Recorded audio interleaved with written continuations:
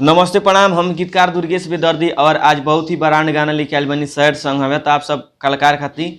तो अब मुखड़ा सुना जा रहा मुखड़ा सुनी कैसे बा कि जा जा जाए सनम दिहलू हमारा के गम, जा जा जाए सनम दिहलू हमारा के गम, दाग मिटी नयब से मफूल से अमर देव गोली हो न सामने आज के बाद जाने भूल से, अमर देव गोली हो न सामने आज के बाद तू भूल से, जा जा जाए सनम दिहलू हमारा के गम, जा जा जाए सनम दिहलू हमारा के गम, दाग मिटी नयब से मफूल से अमर देव गोली हो न सामने आज के बाद जाने भूल से, अमर देव गोली हो न सामने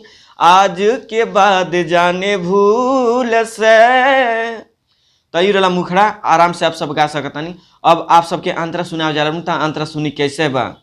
हो चुपे चोरी कोइलू सगाई, ई बात ना तू बतवलू हर जाई, हो चुपे चोरी कोइलू सगाई, ई बात ना तू बतवलू हर जाई, खुश रही हो पिया के गोदी झूल के, मार देव गोली हो न सामने एहो करे जा कबो भूल से, हाँ मार देव गोली हो न सामने एहो करे जा कबो भूल से।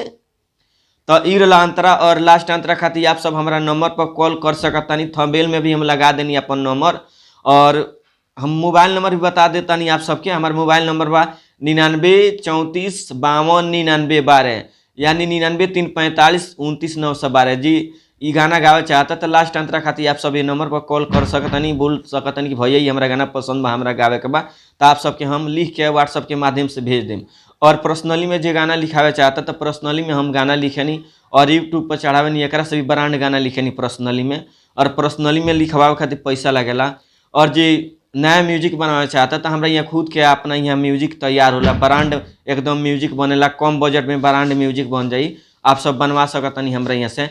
और जो गाना रिकॉर्डिंग करावे चाहता तो हमार खुद के अपन स्टूडियो बा बालाजी रिकॉर्डिंग स्टूडियो, जादवपुर बाजार, गोपालगंज बिहार में हमार अपन स्टूडियो बा। रहे खाए के पैसा ना लगेला, आप सब आके गा सकतानी और कौनो चार्ज नहीं खे, रहे खाए के पैसा कौनो ना लगेला, बस रिकॉर्डिंग के पैसा लगी और बाकी कोनो हमरा यहाँ चार्ज नहीं खाता। चलिए चैनल के सब्सक्राइब करी, लाइक करी, कमेंट करी और दबा के शेयर करी। नमस्ते प्रणाम, हर हर महादेव, जय मां सरस्वती, जय हो।